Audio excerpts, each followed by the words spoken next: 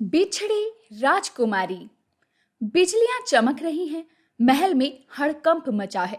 एक महिला तेजी से भाग रही है, गोद में एक 1.5 साल की बच्ची लिए हुए। उसके चेहरे पर एक अजीब सा दर्द है और उसने आते ही कहा, माफ करना राजमाता, मुझे यही करना होगा। अगर ये बच्ची यहीं रही तो मारी जाएगी।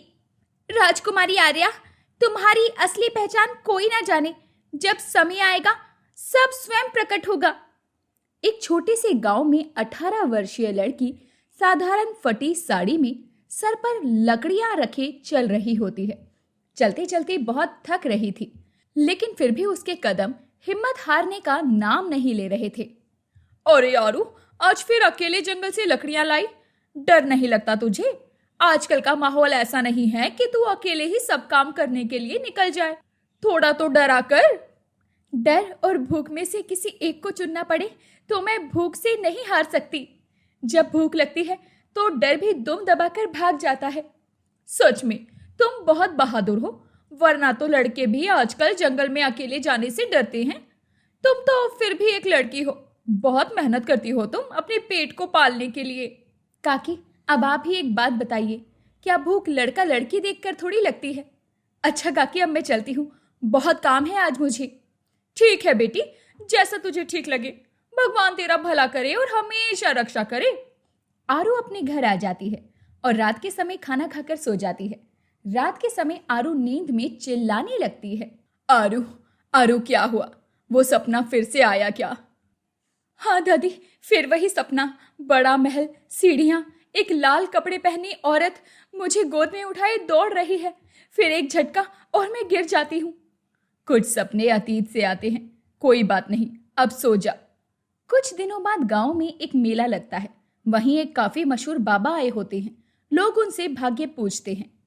ये रेखाएं तो राजघरानों में मिलती हैं। तू कौन है बेटी? अरे बाबा, मैं तो बस लकड़ियां बेचने वाली एक साधारण सी लड़की हूँ। आप मजाक कर रहे हैं लगता है। आपके बारे में सुना तो काफी था, लेकिन आपकी बातों से मेल नहीं खाता है वो सब। आरू बाबा का मजाक बनाकर जंगल में चली जाती है। तभी उसे एक पुराना मिट्टी का आधा दबा हुआ एक लॉकेट मिलता है। ये वही निशान है, ये सब तो मैं अपने सपने में देखती हूँ। आरू को कुछ समझ नहीं आता और वो घर आ जाती है। दादी, क्या आपने ये कभी देखा है? ये ये ये निशान तो राजघराने का है। आरू, तू कौन है? दादी, मैं भी यही जानना चाहती हूँ। आपको पता है, ये निशान मैंने अपने सपनों में कई बार देखा है। क्या? हे भगवान, ये क्या हो रहा है? कहीं तेरा कोई संबंध तो नहीं राजघराने से? रात के समय आरू को एक चमकती रोशनी दिखती है जो उसे जंगल की तरफ खींचती है और आरू एक पुरानी गुफा में आ पहुंचती है। ये सब क्या हो रहा है? मैं यहाँ कैसे आ गई? ये गुफा इतनी पुरानी कभी मैंने देखी भी नहीं। यहाँ किसका नाम लिखा है? मुझे कुछ भी समझ में नहीं आ रहा कि आखिर मेरे साथ ये सब हो क्या रहा है। आरू कुछ भी नहीं समझ पा रही थी कि आखिर उसके साथ ये सब क्या हो रहा है। तभी आरू के सामने एक रोशनी आती है और ऋषि अनवरत खड़े होते हैं। कौन है आप? और ये अचानक से आप यहाँ कैसे आ गए? देखिए, आप जो भी हो, मुझसे दूर रहिए। अरे घबराओ मत, मैं यहाँ तुम्हें नुकसान पहुंचाने नहीं आया हूँ। देखिए, मैं पहले ही बहुत परेशान हूँ। मुझे नहीं पता कि आखिर ये सब क्या हो रहा है। अगर आप मेरी मदद कर सकते हैं तो मुझे इस उलझन से निकालिए। तुम हार नहीं मान सकती। अरे अभी तो सब ठीक करने का समय आया है और तुम्हें अब वापस लौटना होगा, सब ठीक करना होगा। कौन हूं मैं? मुझे सब सच बताओ। मैं क्या ठीक कर सकती हूँ? तू उस राज्य की उत्तराधिकारी है जिसे छल और धोखे से छीन लिया गया। तेरे पिता की मृत्यु कोई हादसा नहीं थी। चंद्रलेखा अब सत्ता पर है और तुम्हें अब पहचानना होगा कि तुम कौन हो। मैं क्या पहचानूं? मेरे पिता की मृत्यु और ये चंद्रलेखा कौन है? तुम एक राजकुमारी हो जिसकी आस में पूरा राज्य बैठा है। तुम ही अब सबको मुसीबत से बाहर निकाल सकती हो। अगर मैं सच में राजकुमारी थी तो बचपन में मुझे क्यों छोड़ दिया गया?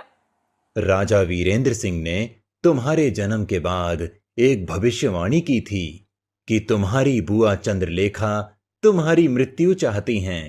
रानी ने तुम्हें बचाने के लिए तुम्हारी आया को सौंपा और वो तूफानी रात में तुम्हें लेकर भागी।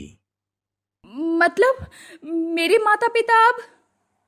राजा वीरेंद्र सिंह को विष दे दिया गया और रानी सजा के नाम पर कैद में हैं वर्षों से।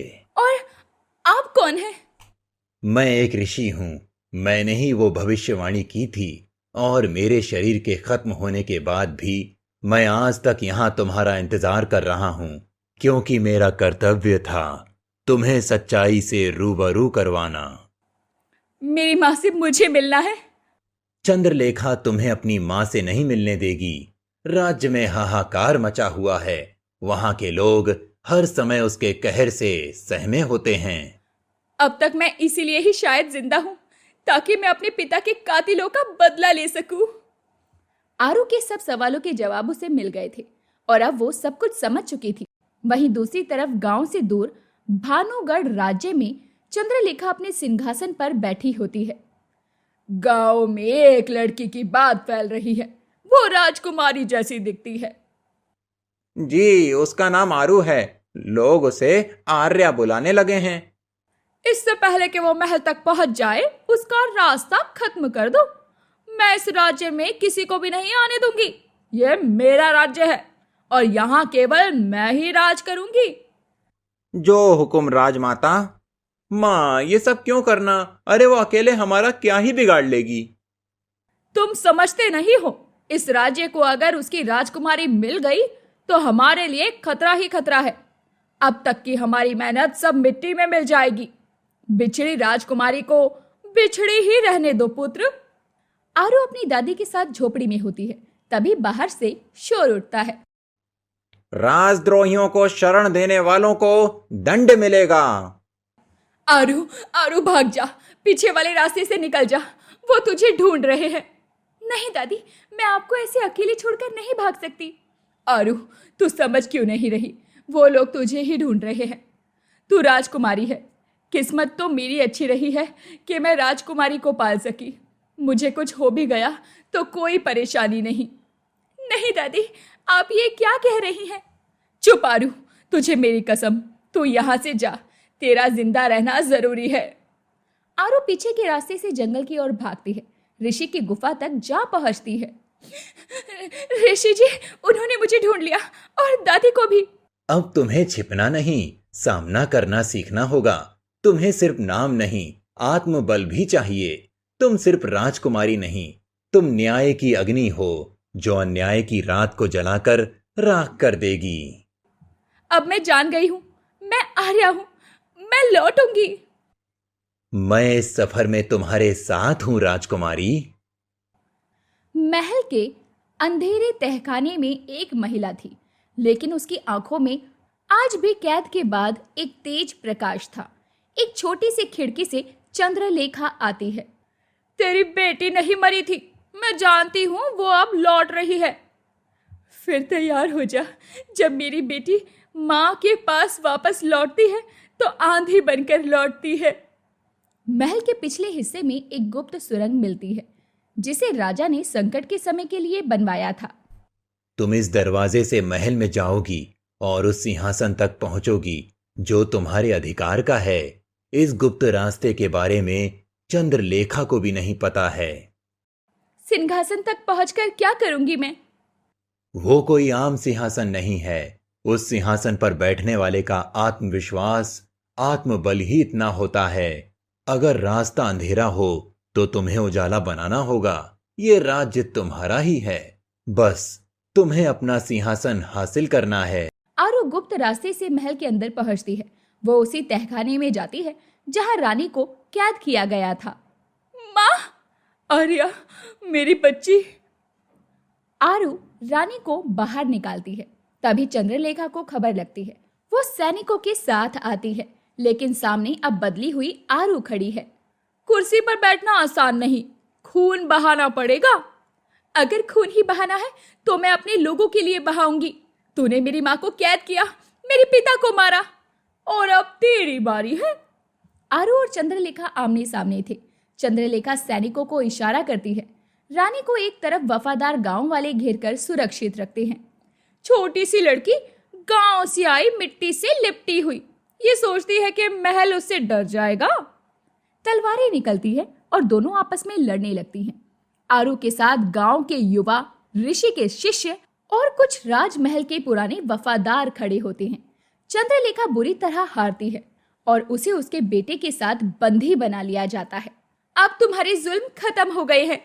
अब तुम किसी के साथ कुछ गलत नहीं कर सकती। कहते हैं ना, झूठ चलता जरूर है लेकिन अपने पैर कभी नहीं जमा पाता। अगली सुबह महल में शंखवाद होता है। पूरे राज्य से लोग इकट्ठा होते हैं। रानी, ऋषि अनवरत, मंत्री और गांव के लोग राजमुकुट समारोह में आते हैं। राजकुमारी आर्या, क्या आप इस राज्य की रक्षा, न्याय और सेवा की शपथ लेती हैं? मैं आर्या इस मिट्टी से निकली हूँ जहाँ पसीना पानी से ज्यादा बहता है। मैं हर उस जन के साथ हूँ जिसे कभी गुलाम समझा गया। मैं सेवा, न्याय और सच्चाई की शपथ लेती हूँ। जय हो। और अब मेरा कार्य भी समाप्त हुआ। बिछड़ी राजकुमारी को उसके राज्य से मिलाना मेरा मकसद पूरा हुआ। आरू के सर पर मुकुट सजता है। आरू अपने गांव लौटती है। वहीं एक बच्ची उसे देखकर दौड़ती है। आप सच में राजकुमारी हो? राजकुमारी वो होती है जो सबका दर्द समझे। तुम भी एक राजकुमारी हो। आर्या राजकुमारी, अगर मुझसे कोई भूल चूक हो गई हो तो मुझे माफ करना। दादी, आप ये कैसी बातें कर रही हो?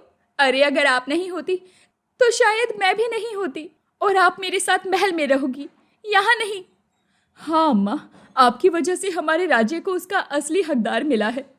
आरू अब अपने राज्य को अच्छे से संभालती है और राज्य में सब खुशी खुशी भी रहते हैं।